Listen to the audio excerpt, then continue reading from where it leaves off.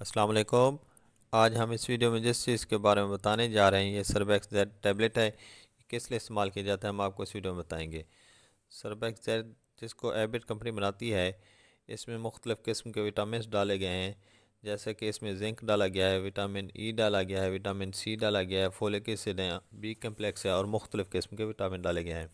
इसकी प्राइस ₹295 है।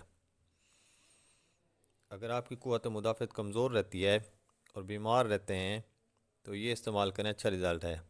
अगर आपका वज़न नहीं बढ़ रहा, कमज़ोर हैं, जिसमें कमज़ोरी महसूस करते हैं, ये इस्तेमाल करें।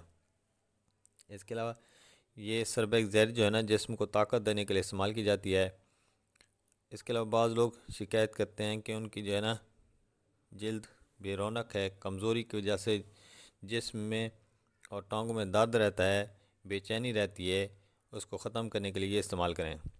इसके अलावा ये जो है ना मर्दाना क़ुव्वत को भी बढ़ाती है क्योंकि इसमें जिंक डाला गया है।